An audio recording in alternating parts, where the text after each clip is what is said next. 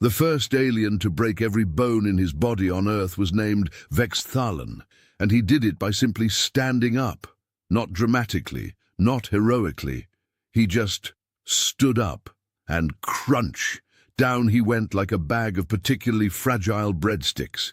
His commanding officer, a being called Thrimp, who resembled a very concerned purple octopus wearing too many medals, watched in absolute horror as Vexthalan's skeleton decided that structural integrity was merely a suggestion. The medic rushed over, which in retrospect was a terrible idea, because the medic also collapsed, adding insult to considerably broken injury. But we're getting ahead of ourselves. Let me explain how the Galactic Confederacy managed to overlook an entire planet of walking tanks for 300 years, and why nobody wanted to admit it was basically one guy's fault. His name was Nimbix Krollandar, and he worked in the Department of Biological Compliance Assessment, subsection 47, Office 912, Desk.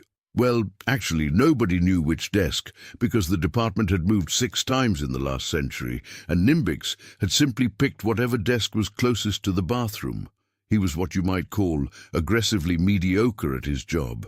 Not bad enough to fire, not good enough to promote, just sort of there, in the way that bureaucrats tend to be, like furniture that occasionally coughs. The Galactic Confederacy, you see, had rules, lots of rules. Approximately 9,473,000 rules, plus amendments, which nobody had actually read in their entirety since the great administrative enthusiasm of 2891, when someone tried and died of boredom 300 pages in. Among these rules was Regulation 4,012. All member species and potential member species must undergo a standard physical capacity evaluation to ensure minimum galactic survival thresholds are met. This regulation existed because once, someone had approved a species that turned out to be sentient jellyfish who could only survive in very specific oceanic conditions and who absolutely could not handle space elevators. The paperwork from that disaster had taken 40 years to sort out. Never again, the Confederacy said. From now on, tests. The tests themselves were fairly straightforward. Lift this weight, run this distance, survive this atmospheric composition. Don't dissolve when exposed to chlorine, which was rarer than you'd think, but common enough to warrant testing. Every species in the Confederacy had passed these tests. Some barely, some easily, but everyone passed. It was, as Nimbix's supervisor loved to say, a formality, really, just checking boxes. Earth had been on the list for testing for 300 years. Nobody had gotten around to it. See, when Earth had first been discovered, it had been properly logged, catalogued, and scheduled for evaluation within the standard processing window of 5 to 7 years. But then Nimbix's predecessor, a fellow named Quarvik, who was even less motivated than Nimbix, had filed the paperwork in the wrong cabinet. Not dramatically wrong, just Cabinet 47B instead of 47A. An easy mistake, could happen to anyone, except it meant that for 3 centuries Earth's file sat in a cabinet marked Pending Review, Low Priority Flora Documentation, between a report on decorative mosses and a thesis on fungal communication written by someone's nephew who had needed college credit. When Nimbix finally discovered the misfiled folder during a mandatory office reorganization that nobody wanted, his first thought was not, "Oh no, we've neglected an entire sentient species." His first thought was, "If I report this, there will be meetings." Nimbix hated meetings, but he hated the thought of his supervisor discovering the error even more, so he did what any reasonable bureaucrat would do. He quietly scheduled the evaluation, marked it as routine processing, and hoped nobody would notice the 300-year gap. To his credit, nobody did. The Galactic Confederacy was far too busy arguing about trade tariff amendments to notice one little evaluation mission. The mission was assigned to the CSV Proportionate Response, a mid-sized evaluation vessel crewed by beings who had drawn the bureaucratic short straw.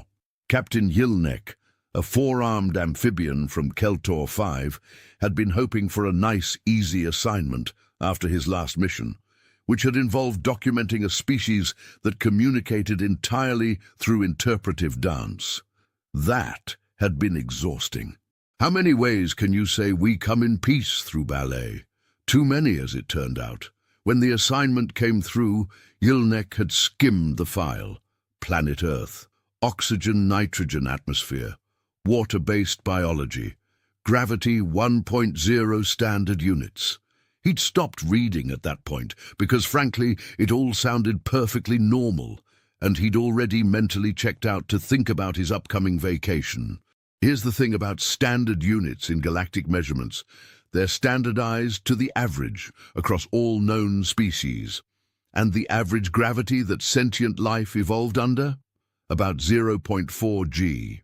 Because most planets with stable, long-term conditions suitable for complex life tend to be larger, less dense worlds with gentler gravitational pulls. Earth, with its frankly absurd 1.0 g, was double the average.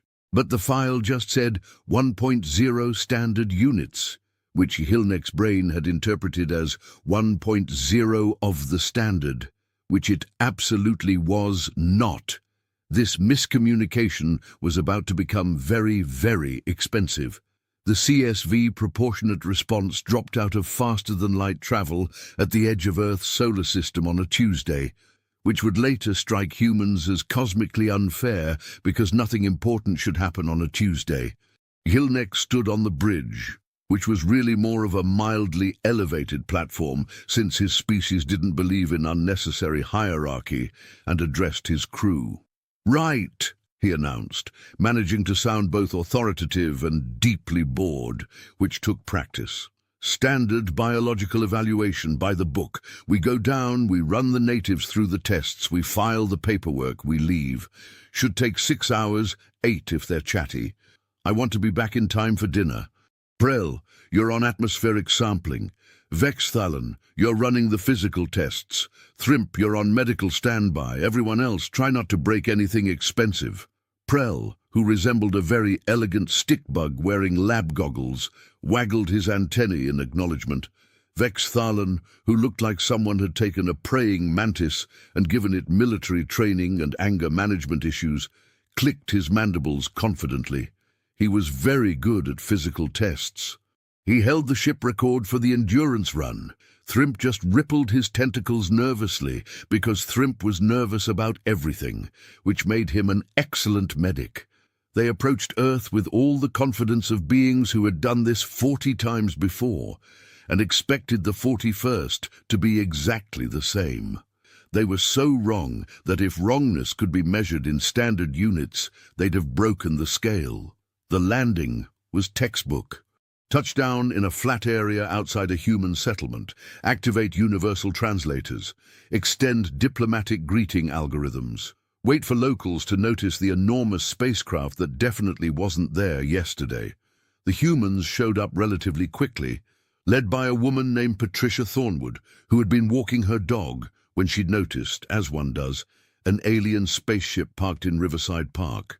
Patricia was 63, had taught middle school English for 37 years, and had recently retired with the kind of patience that comes from confiscating thousands of smartphones and still believing in humanity's potential.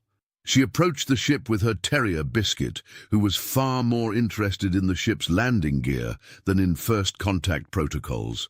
The boarding ramp extended. Yilnek descended, using all 4 arms for balance because the gravity felt weird, but he couldn't quite place why. He'd attributed it to travel fatigue. "Greetings," Yilnek announced in English, which the translator rendered perfectly. "I am Captain Yilnek of the Galactic Confederacy Department of Biological Compliance Assessment. We are here to conduct a routine physical evaluation of your species as per Regulation 4,012. This is entirely standard and nothing to be alarmed about." Patricia blinked. "A physical evaluation?" "Exactly!" Just some simple tests to ensure your species meets minimum galactic standards for durability, strength, and basic survival capabilities. Purely administrative. Yilnek waved two of his arms expansively. Should take just a few hours. Then we'll be out of your, tentacles? Hair? Surface layer? Hair, Patricia said dryly.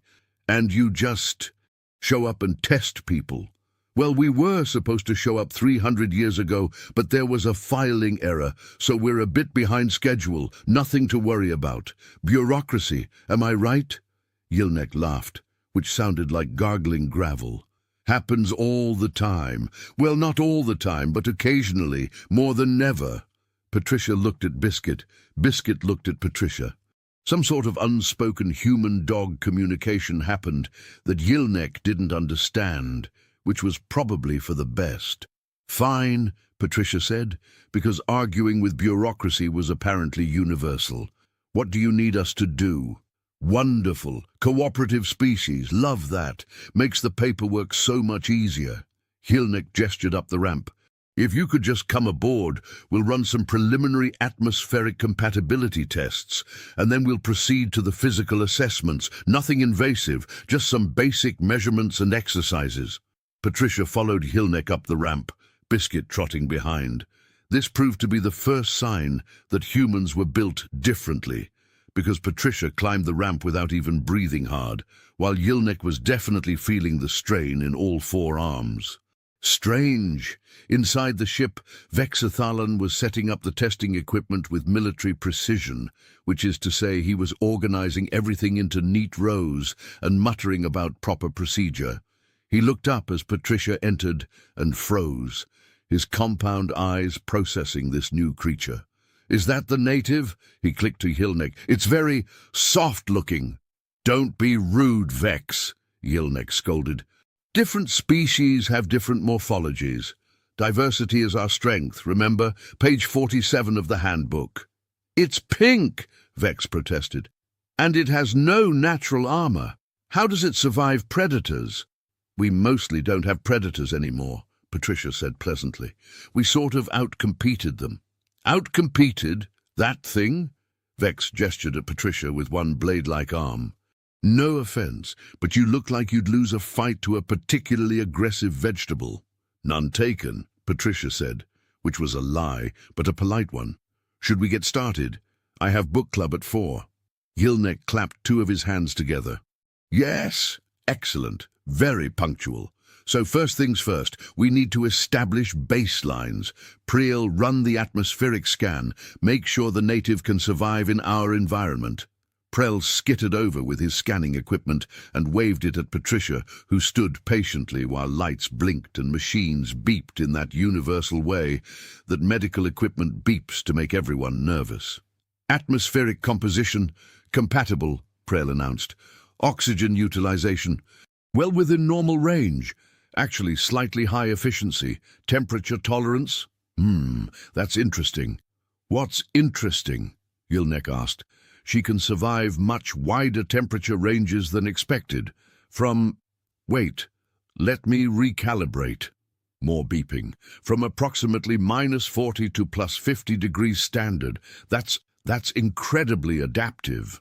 We have seasons, Patricia explained, and Minnesota. What's a Minnesota? Thrimp asked from across the room. Proof that humans are either very tough or very stupid, Patricia said. We haven't decided which. Yilnek dismissed this with a wave. Excellent. Very adaptable. That's a pass on atmospheric compatibility. Now, on to the physical assessments. Vex, you're up. Vexathalan clicked forward, pulling himself up to his full height, which was impressive if you were into the whole insectoid warrior aesthetic. He gestured to a series of stations set up around the cargo bay. Right, he announced. Standard Galactic Physical Capacity Evaluation. Station 1, Cardiovascular Endurance. Station 2, Load-Bearing Capacity. Station 3, Reaction Time and Coordination. Station 4, Sustained Effort Under Resistance. All very standard, all very necessary. Any questions? Do I need to stretch first? Patricia asked. Stretch? What's stretch? Warm up the muscles, prevent injury, Patricia demonstrated by touching her toes, which made several aliens recoil because humans bending in the middle was apparently disturbing to species with exoskeletons. Your spine, Thrimp gasped. It's bending. Yeah, that's what spines do, Patricia said slowly. Ours don't. Vex clicked indignantly. That seems structurally unsound. It's actually very handy. Patricia straightened up. Okay, I'm ready when you are. Right, good, confident, I like that. Vex gestured to the first station. But first, let me demonstrate proper form so you understand what's expected. Watch carefully. This was when things started going wrong, though nobody realized it yet. Vex Thalan strode confidently to the endurance station, which was basically a treadmill designed for various leg configurations. He set it to standard evaluation pace, which was roughly what his species considered a brisk walk. He stepped onto the platform. He took one step, then another. On the third step, there was a sound like someone snapping a bundle of dry twigs, and Vex Thalan made a noise that the translator rendered as "Gah, what?" before collapsing in a heap of chitinous limbs. Everyone froze. "Vex?" Yhilnek approached cautiously. "Did you trip?" "My legs!" Vex shrieked. "Something's wrong with my legs." Thrimp rushed over, tentacles flailing with medical urgency. He ran a scanner over Vex Thalan's crumpled form and went a concerning shade of pale purple. "Captain," Thrimp said quietly, "his tibial struts are fractured, both of them, and his secondary support cartilage has compressed. He's suffered catastrophic structural failure. From walking." Yilnek's translator added extra emphasis because even the translator was confused. "That's impossible. He's our physical specialist. He runs marathons. He bench presses cargo." "Not here, he doesn't," Thrimp retorted, already applying some kind of spray cast to Vex's legs. "Something's wrong, very wrong." Patricia raised her hand. Is he okay?" "Okay? He's broken." Yilnek spun to face her. "This has never happened before. Vex is in peak physical condition. He shouldn't just collapse." "Maybe it's the gravity?" Patricia suggested hesitantly. "The gravity?" Yilnek pulled out a scanning device and checked the readout. He stared at it, then he checked it again. Then he hit it several times because that's what you do with malfunctioning equipment. Then he checked it a third time. "Oh no," he whispered. "Oh no, oh no, oh no." "What? What?" Thrimp demanded while trying to keep Vex from thrashing and breaking more bones. "The gravity." Yilnek's voice went up several octaves. "It's not 1.0 standard, it's 1.0 absolute, as in 1 times the base unit. This planet has twice the gravity we evolved under. It's not normal, it's extreme." There was a moment of silence broken only by Vex's whimpering and Biscuit's panting. "So," Patricia said carefully, "you're telling me you came here to test us, but you can't handle our planet." "This is not a normal planet," Yilnek protested.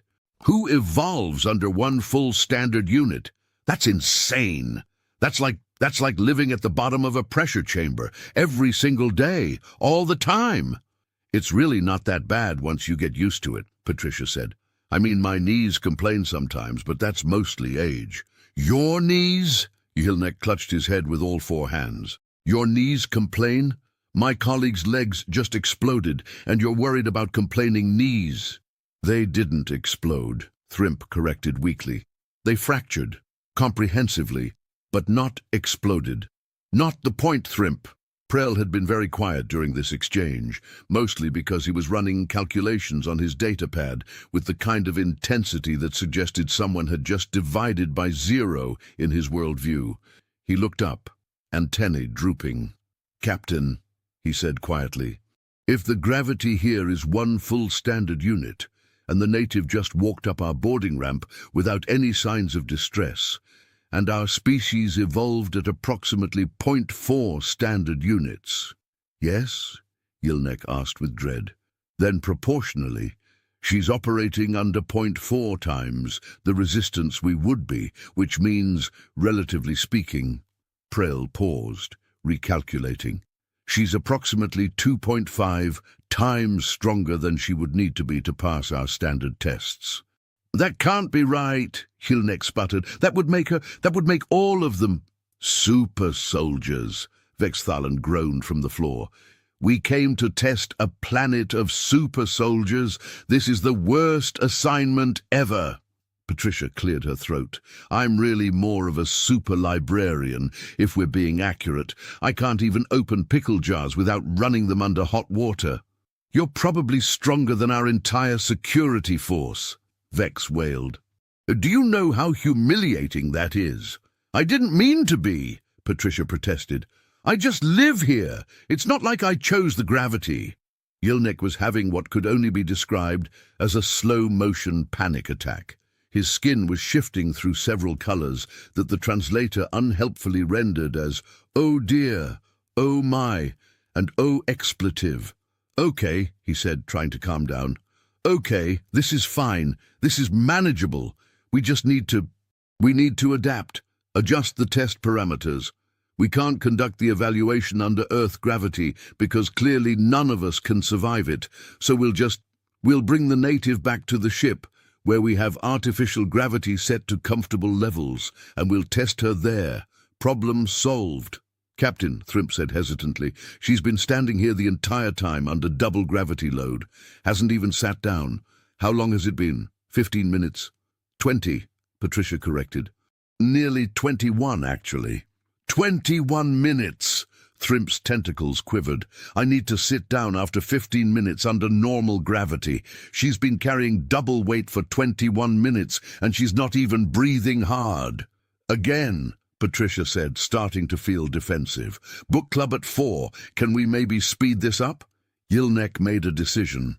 "Right, yes. Accelerated testing. Priel, take the native to the testing room. We've got adjustable gravity there.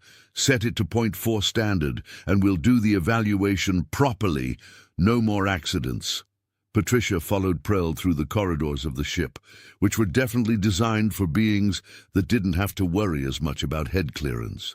Biscuit trotted along, completely unbothered by the alien environment, because Biscuit had seen vacuum cleaners, which were much scarier than spaceships. The testing room was essentially a gymnasium with more blinking lights and fewer basketball hoops. Prel adjusted the gravity settings to 0.4 standard, and Patricia immediately felt like someone had removed a backpack she'd been wearing her entire life. "Oh," she said, surprised. That's actually quite pleasant." "That's normal," Prel clicked. "What you live under is oppressive. I mean, taxes are oppressive, but I wouldn't call gravity—" "Please just do the test before I have an existential crisis," Prel begged. The tests were, to put it mildly, not designed for humans. The first test was the endurance run. Patricia was instructed to run on a treadmill for as long as possible at a pace that the screen described as challenging sprint. Patricia ran for 45 minutes before stopping, not because she was tired, but because she was bored. "How much longer?" she asked, barely winded. "Because I really do have book club, and we're discussing a mystery novel, and if I miss the reveal—" "You can stop!" Prel shrieked. "Please stop! The record is 32 minutes. You've shattered it. You've shattered it by 13 minutes. That's not normal." "I used to run marathons in college," Patricia said modestly. "I'm really quite out of shape now." "Out of shape?" Prel was vibrating.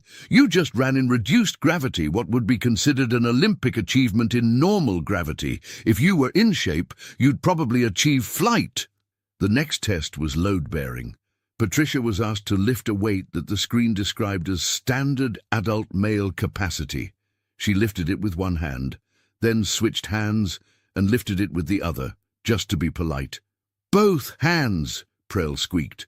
"You're supposed to use both hands." "Oh, sorry." Patricia used both hands. "Like this?" "Yes, and now lift it over your head."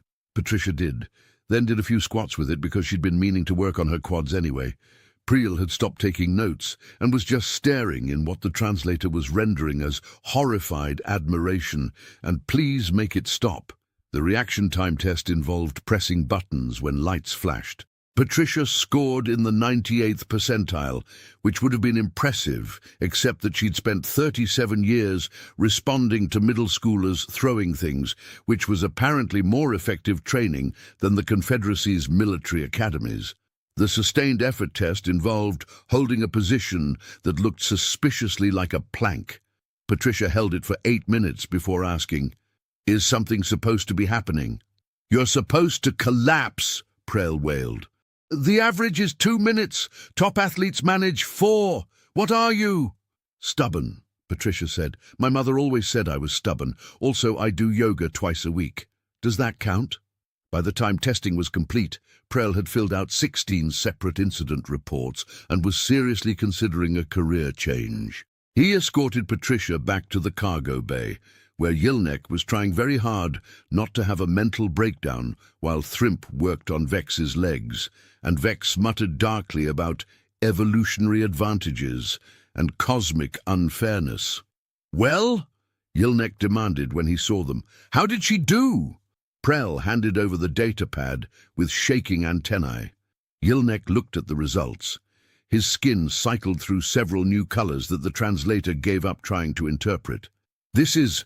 Yelnek started.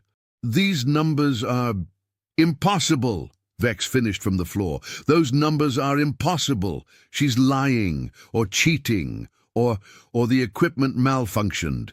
"The equipment was calibrated this morning," Prell snapped, which was impressive because he wasn't normally assertive. "Those results are accurate. She's just built different," Patricia offered. "Look, I don't know what to tell you. This is just normal for us. We're not special. I'm a retired school teacher. I'm probably the least athletic person you could have grabbed. If you want to see real performance, you should meet my neighbor Derek. He does triathlons." "No!" Yelnek shouted. "No more humans! One is enough! One is terrifying!" "I'm really not terrifying," Patricia insisted. "I knit. I volunteer at the library. I say ope when I bump into furniture." "You could probably punch through the furniture," Thrimp muttered. "Through our furniture, which is reinforced." There was a long moment of silence, broken only by Biscuit scratching his ear, which somehow made everything worse because even the human's pet was completely unbothered by the gravity that had crippled Vexathalan. Yelnek pulled himself together with visible effort. "Right, okay, so the native has passed, obviously, with record scores, which we will definitely be filing in the appropriate reports. Definitely." Something in his tone made Patricia suspicious. "You are going to file the reports, right?" "Absolutely."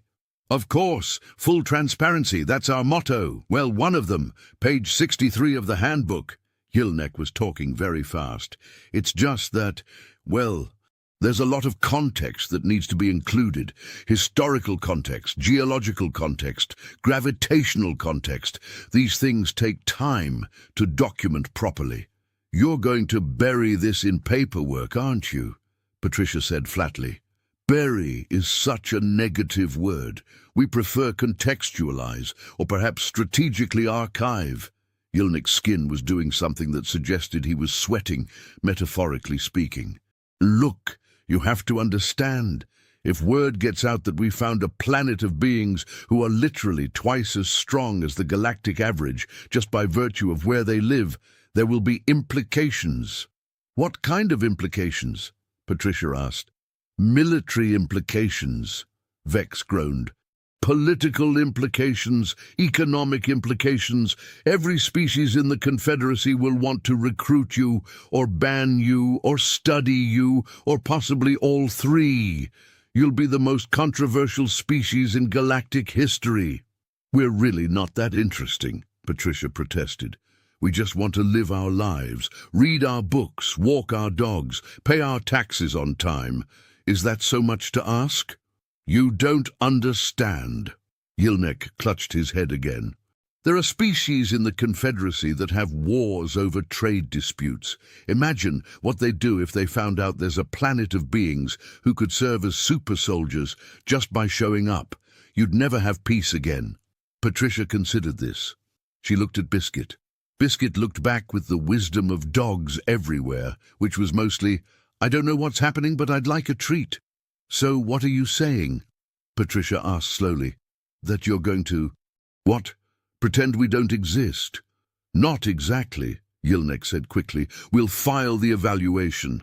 We'll note that Earth is approved for Confederacy contact.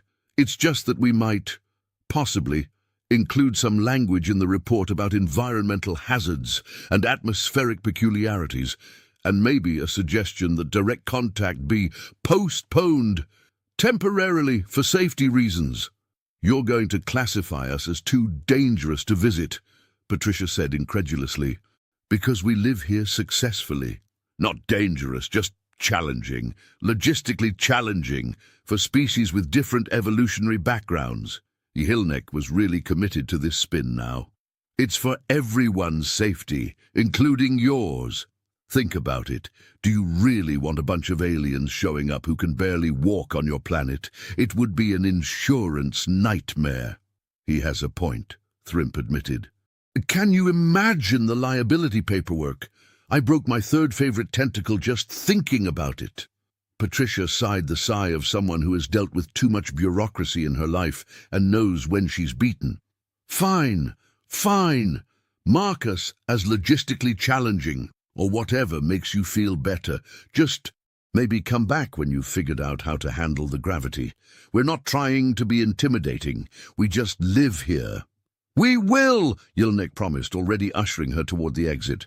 We'll definitely schedule a follow-up in the future, the distant future, after we've developed appropriate safety protocols and better equipment and possibly exoskeletal support for us, not you. You're clearly fine. Patricia found herself back outside the ship, Biscuit at her side, watching as the CSV proportionate response prepared for a hasty departure. The loading ramp retracted with what could only be described as panic speed.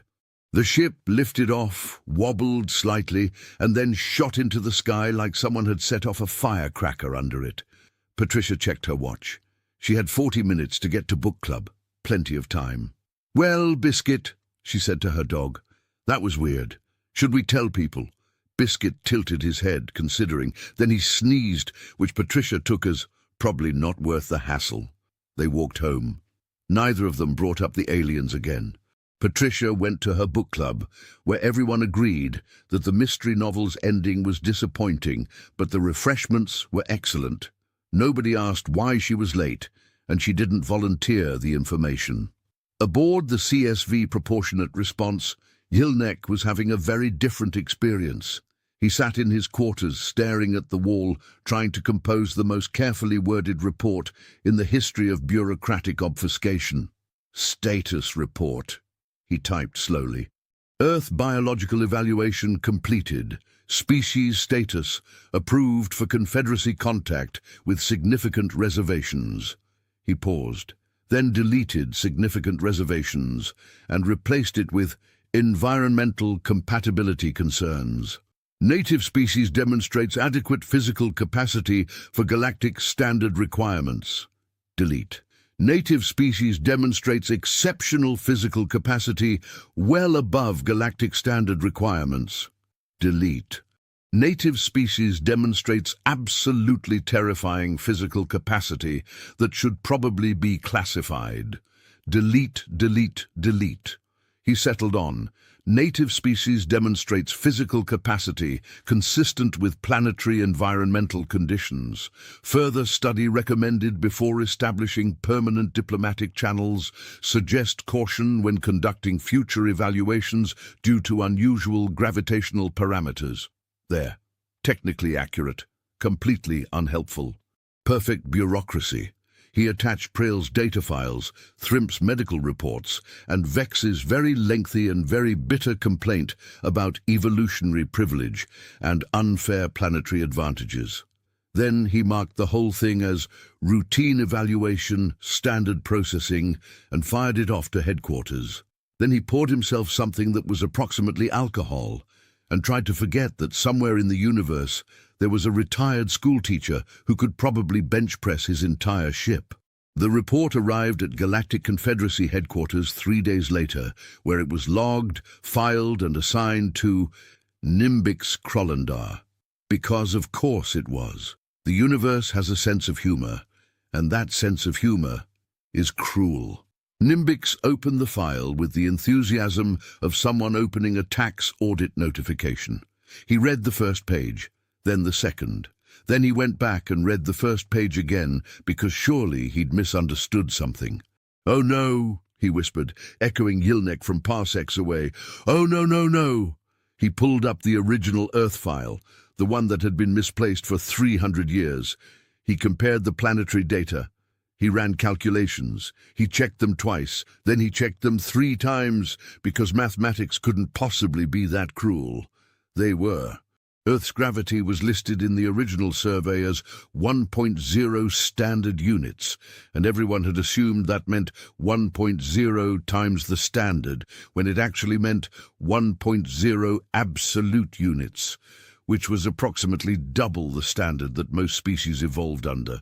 This meant that for 300 years, nobody had noticed that Earth was essentially a high-gravity training world where the natives had evolved to treat crushing pressure as normal. Nimbix did what any reasonable bureaucrat would do when confronted with a mistake of this magnitude. He tried to hide it. He pulled up the report formatting guidelines. He adjusted the wording. He reorganized the data presentation. He added footnotes. He added footnotes to the footnotes. He created subsections, appendices, and a glossary that nobody would ever read. He buried the alarming parts under so much technical jargon that only someone specifically looking for humans are terrifyingly strong would find it. Then he marked it as filed, environmental assessment, routine, and shoved it into the database where he hoped it would never be found again. For a few months, his plan worked. The report sat in the database, unread and unloved, just another piece of paperwork in an ocean of bureaucracy. Then Thrimp, who had been traumatized by the whole experience, made the mistake of mentioning it during a medical conference, just in passing, just as an interesting anecdote about environmental adaptation. He didn't even name the planet, but someone in the audience was a xenobiologist, and that xenobiologist was fascinated, and that xenobiologist had access to the medical database, and that xenobiologist started asking questions. Within a week, the story had spread through the scientific community like wildfire. Within 2 weeks, it had reached the military community, which had opinions. Within 3 weeks, it had reached the political community, which had concerns. And within a month, it had reached the general public, which had memes.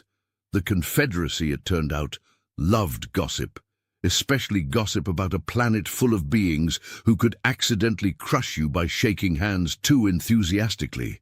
Nimbix's carefully buried report was excavated, analyzed, and spread across every news network in the known galaxy.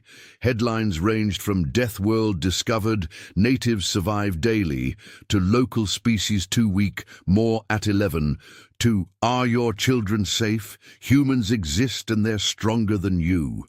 The political fallout was immediate and absurd. The Keltorian Empire, whose military prided itself on physical superiority, declared that the report was obviously fabricated and demanded an independent verification.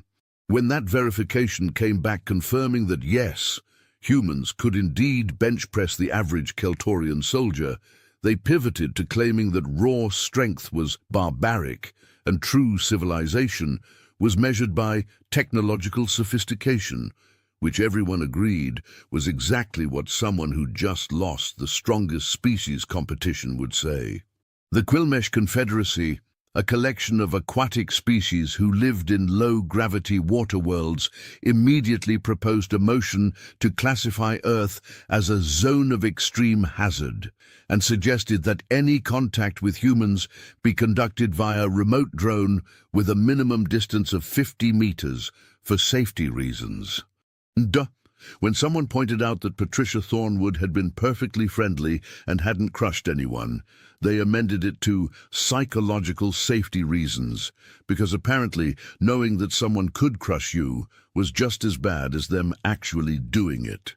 The Vrin Collective, A hive-mind species that valued efficiency above all else saw an opportunity. They immediately dispatched a diplomatic envoy to Earth with a proposal. Join the collective, share your gravity adaptation genetics, and together we'll create the most efficient workforce in galactic history. They didn't even make it to Earth's atmosphere before human governments, who had finally been briefed on the alien situation, told them to turn around or they'd be classified as an unauthorized intrusion and dealt with accordingly.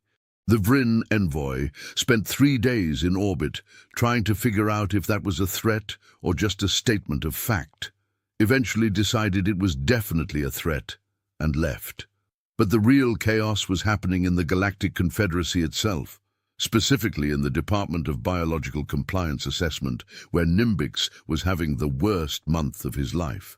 His supervisor, a being named Jilara, who resembled an angry cloud of purple steam, manifested in his office unannounced, which was terrifying because Jilara only showed up in person when someone had really messed up. "Nimbix!" Shilara's voice came from everywhere and nowhere, which was very effective for intimidation. "Would you care to explain how a routine evaluation turned into a galactic incident?" "I can explain," Nimbix stammered, which was a lie because he absolutely could not explain. "It was a simple mistake, a clerical error. These things happen.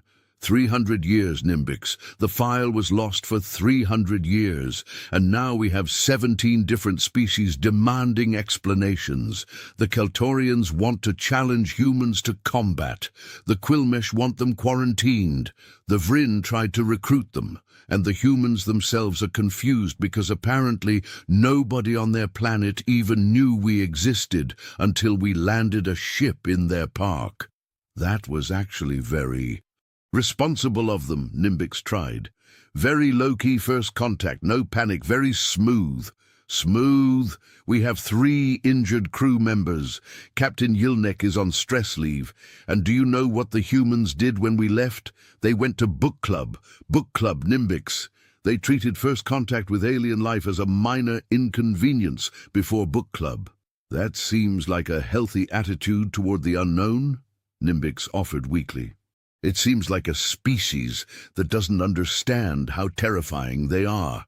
Shilara condensed slightly, which suggested extreme agitation. "We need a plan. We need protocols. We need to figure out how to interact with a species that could probably invade half the Confederacy just by showing up." "They wouldn't do that," Nimbix protested. "The report clearly states they're peaceful. They want to read books and walk dogs and discuss mystery novels. They're harmless." "A bomb is harmless until it explodes, Nimbix.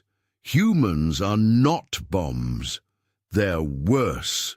Bombs don't knit or say ope or have book clubs. At least with a bomb, you know what you're dealing with." This conversation was interrupted by Nimbix's communication device, which was receiving an urgent transmission from Earth's newly established Department of Alien Relations, which had been created approximately 3 weeks ago when human governments realized they probably needed to coordinate this whole "we're not alone" thing. The face on the screen belonged to Ambassador Jennifer Okafor, who had previously worked in international diplomacy and had been rapidly promoted to interstellar diplomacy because apparently her experience negotiating trade agreements made her the most qualified for negotiating with aliens, which was a depressing statement about humanity's preparedness. "Hello," Jennifer said cheerfully. "Ambassador Okafor, representing Earth. I understand there's been some confusion regarding our recent evaluation." Jilara manifested closer to the screen. "Confusion! Your species is causing galactic panic." "I'm very sorry about that," Jennifer said, maintaining diplomatic composure. "We're just as surprised as you are. We had no idea we were, what was the phrase? Logistically challenging." "You're not logistically challenging. You're existentially challenging," Jilara fumed. "Do you have any idea what your existence means for galactic politics?" "Not really, no. That's why I'm calling. We'd like to open formal diplomatic channels and discuss how we can de-escalate." Is that the right word? We don't want to cause panic. We just want to exist peacefully and maybe figure out this whole space thing. Jalara pulsed with what might have been a migraine. You want to casually enter galactic civilization as if you're not walking weapons. We're not weapons, Jennifer protested.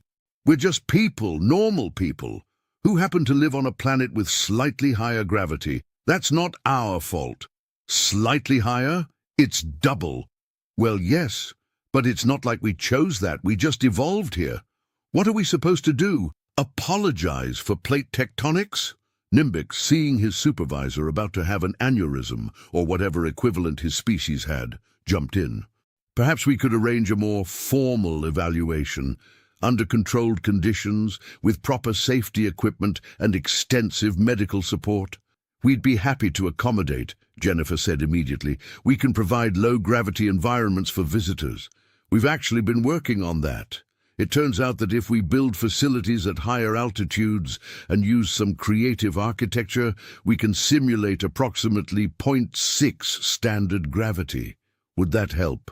Jalara paused. You've been working on this for how long? About 3 weeks, since we found out aliens exist and apparently can't handle our planet. We're very motivated to be good neighbors. 3 weeks? You designed and built low-gravity facilities in 3 weeks? Well, built is a strong word. We've got plans and some prototypes, and one entrepreneur in Nevada who's already advertising alien-friendly hotel and casino, which we're pretty sure is illegal, but haven't figured out under which law yet, because our legislation doesn't technically cover extraterrestrial guests. Nimbix and Jalara looked at each other. Or rather, Nimbix looked at where he thought Jalara's face might be in the cloud. They've had confirmed alien contact for 3 weeks, Jalara said slowly, and they've already got tourist infrastructure. We're very entrepreneurial, Jennifer said proudly. Also, and I cannot stress this enough, we're really excited about not being alone in the universe. We've been waiting for this for centuries. We've written books about it. Made movies. We have entire academic fields dedicated to xenolinguistics, even though we'd never met any xenos. We're prepared. Kind of, in theory. You're prepared for aliens, Jalara said flatly. But you didn't know you were super soldiers? We thought everyone was like us, Jennifer said. How are we supposed to know that 1G was unusual? It's just gravity. It's not like we have a reference point. This was, Nimbix had to admit, a fair point. He'd made the same assumption in reverse, after all. Right, Jalara said, trying to regain control of the conversation. Here's what's going to happen. We're going to send a proper diplomatic delegation with medical support and extensive safety equipment, and we're going to establish formal protocols for human-alien interaction. And you're going to cooperate and not accidentally crush anyone. We would never, Jennifer said, genuinely offended. We're very careful. We've been practicing with eggs. Eggs? To practice delicate handling. We've been having workshops on how not to break aliens, which sounds worse than it is. It's mostly just reminding people that not everyone has bones as sturdy as ours. You're having workshops? Jalara sounded like she was on the verge of a breakdown. You've weaponized adult education? It's not weaponized, it's safety training. Jennifer paused. Although I suppose knowing how to not hurt someone does require knowing how you could hurt someone, so maybe it's a bit of both. Nimbix decided to intervene before his supervisor completely dissipated. Ambassador Okafor, perhaps we could schedule this formal delegation for, let's say, 6 months from now. That gives both sides time to prepare and establish guidelines and maybe develop some therapy protocols for traumatized crew members. 6 months works great, Jennifer said. That gives us time to finish the low-gravity facilities and work on the egg-handling skills and maybe figure out the legal situation with the Nevada casino. Please figure out the casino situation, Jalara begged. The last thing we need is humans accidentally creating an illegal gambling empire. No promises. You haven't met Jerry. He's very determined. The call ended. Nimbix and Jalara sat in silence for a long moment. This is a disaster, Zilara finally said. It could be worse, Nimbix offered. How? How could this possibly be worse? They could be hostile. Zilara considered this. That's actually a fair point. At least they're friendly super soldiers, with workshops. And questionable casinos. Exactly, very glass half full. The glass is half full of humans, Nimbix. That's not comforting. Over the next 6 months, the galaxy watched Earth with a mixture of fascination and terror. News networks ran constant updates. Human Watch, Day 47, still no invasion. Breaking, humans invent new cookie recipe, galaxy relieved it's not weaponized. Local species reports, saw humans sneeze, thought it was attack, false alarm. The humans, for their part, were having a wonderful time. First contact had been a dream for so long that the reality of it, even with all the complications, was thrilling. Human scientists collaborated with alien scientists via long-distance communication, carefully avoiding topics like how much can you lift and focusing on more neutral subjects like mathematics and physics. Human artists created works inspired by alien cultures. Human musicians composed songs incorporating alien instruments, or at least their best approximations of alien instruments based on descriptions. Human chefs experimented with recipes that might be compatible with alien biologies, which led to some interesting failures and one surprisingly successful pudding that 3 different species found palatable. Patricia Thornwood, the accidental first contact, was briefly famous and deeply uncomfortable with it. She gave exactly 1 interview where she said, "I just walked my dog and ended up involved in galactic politics, which is honestly not that different from HOA meetings, except the aliens are more reasonable." Then she refused all other requests and went back to her book club, which had moved on to a romance novel that everyone agreed was much better than the mystery. The low-gravity facilities were completed ahead of schedule because humans, it turned out, were very good at building things when motivated. The Nevada casino was shut down after a lengthy legal battle that established that yes, you do need special permits for alien gambling, and no, claiming extraterritorial jurisdiction does not exempt you from state law. Jerry was disappointed, but philosophical about it. Finally, 6 months after the initial evaluation, the CSV diplomatic endeavor approached Earth. This time, they were prepared. The ship was equipped with adjustable gravity, extensive medical facilities, and enough safety equipment to survive a small war. The crew had undergone specialized training. They'd practiced moving in high-gravity environments using simulation chambers. They'd studied human behavior, human culture, and human physiology. They were ready.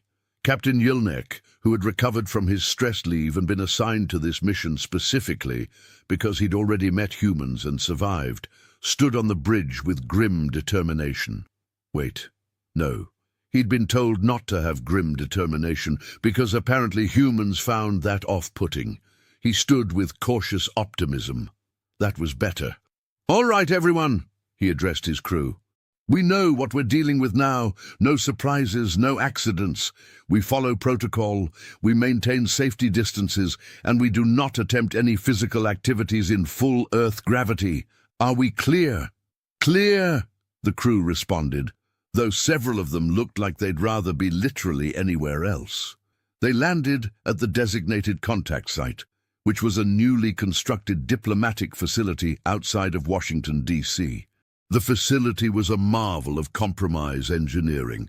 Half of it was standard human construction, the other half was a low-gravity environment maintained through a combination of high-altitude, structural design, and some very clever physics that human engineers were quite proud of. Ambassador Okafor was waiting with a delegation of humans who'd been carefully selected for being both impressive and non-threatening, which was harder than it sounded because humans who were good at diplomacy tended to also be good at other things that made aliens nervous, like being taller than average or having visible muscles. The crew of the CSV Diplomatic Endeavour descended their ramp very carefully, staying in the low-gravity section.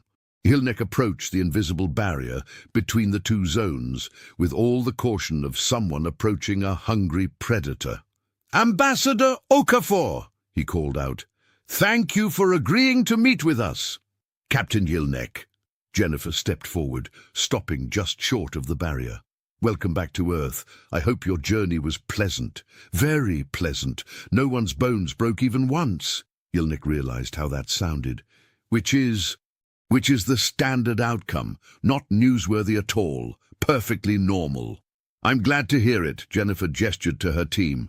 "Let me introduce my delegation. This is Dr. Sarah Chen, our chief xenobiologist. And this is Colonel Marcus—" Wait. Hilnek stopped listening because those were the exact names he'd been told not to expect. Someone had specifically said humans would use different names this time. Original names. Not the usual ones. He blinked his inner eyelids, which helped him focus. He looked at his datapad. Ambassador Jennifer Okafor, age 47, Dr. Sarah Chen, age 39, Colonel Marcus Webb, age 52. These were real people with real biographies and everything. Oh, the names were fine. He'd just been paranoid. "Been working on cultural exchange protocols," Jennifer was saying. "And we're very excited to share what we've learned about your civilization. And we're very excited to not have any more medical emergencies," Hilnek said cheerfully, then winced. "That is to say, we're looking forward to productive diplomatic relations." The formal meeting took place in a conference room that was split down the middle. One half at Earth gravity, one half at Point 4 standard. The table itself was positioned exactly on the barrier, allowing both species to sit comfortably while maintaining eye contact across the gravitational divide. It was, everyone agreed, deeply weird, but it worked. The negotiations were surprisingly straightforward.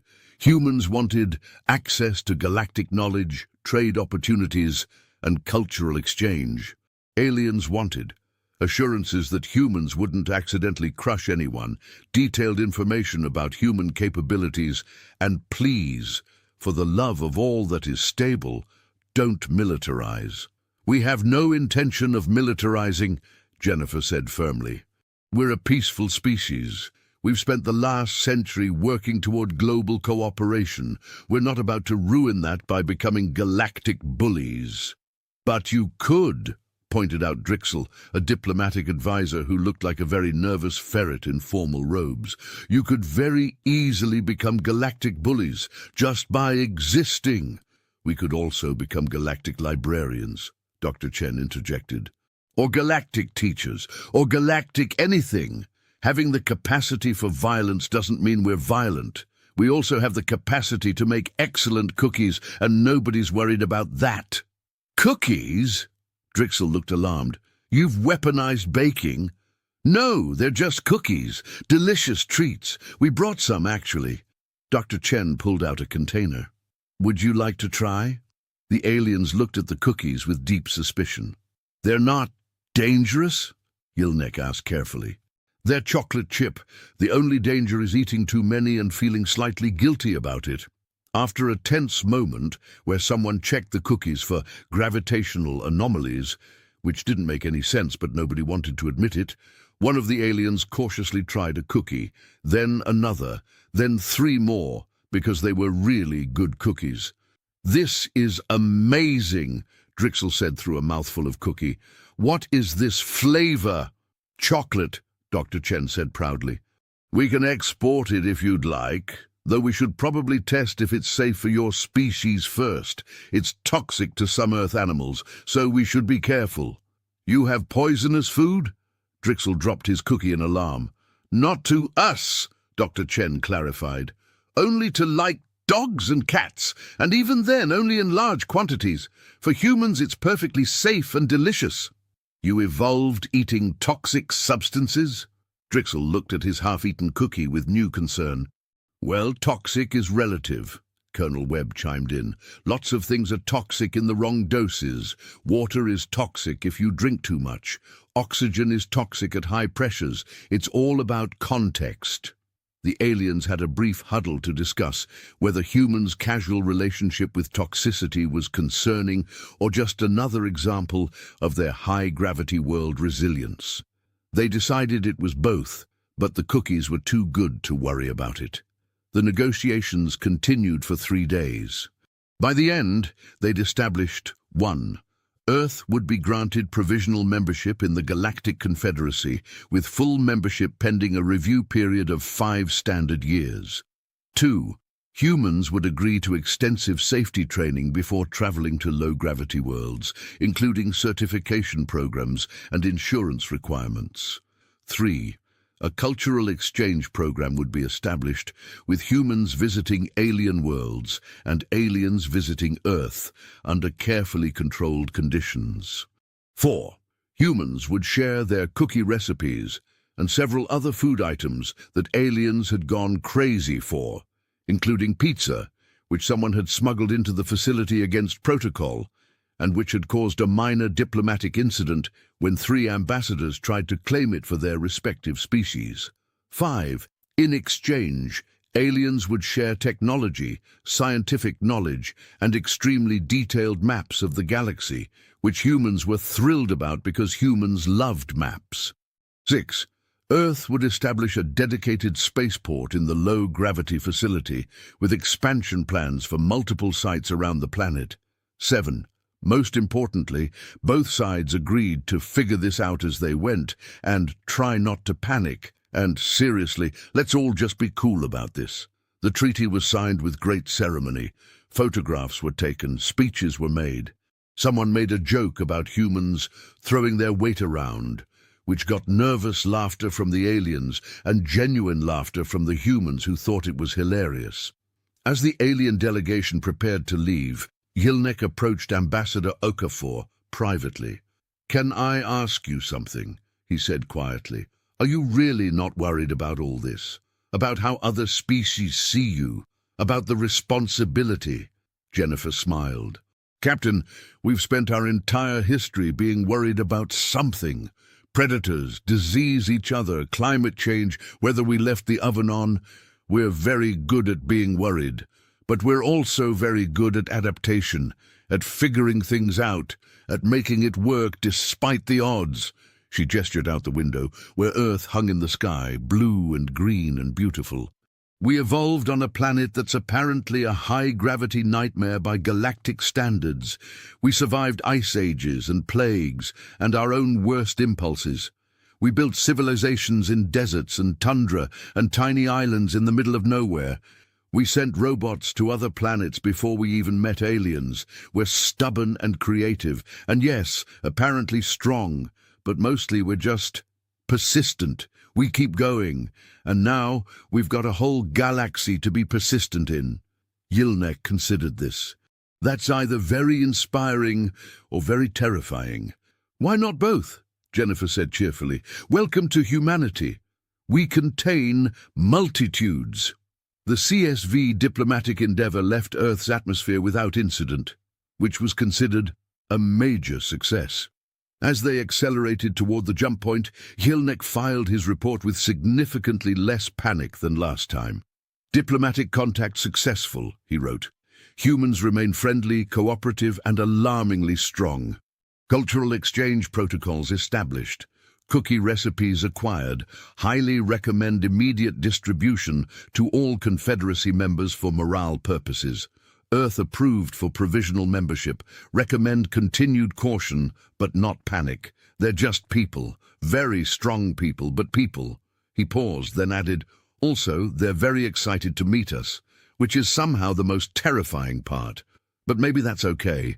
Maybe having neighbors who are excited to meet you is better than having neighbors who want to conquer you, even if those neighbors could absolutely conquer you if they felt like it, which they don't, because they'd rather make cookies and discuss mystery novels. The galaxy just got more interesting." Back on Earth, Patricia Thornwood was walking Biscuit in the same park where the first contact had occurred. Someone had put up a small plaque, "First Contact Site," where humanity met the universe, and everyone was confused but polite about it. She smiled. Then she went home, because book club was starting soon, and they were discussing a science fiction novel about alien contact that was, everyone agreed, now hilariously dated in its assumptions, but still a fun read. Somewhere in the galaxy, Nimbix Krollandar received notification that his error, while catastrophic, had ultimately resulted in successful first contact and would not result in termination, but rather a stern note in his personnel file and mandatory training on proper filing procedures and how not to lose entire planets. He considered this a win. And somewhere in deep space, on worlds that had barely heard of Earth, species began to adjust their understanding of the galaxy. Humans existed. Humans were strong. Humans were friendly.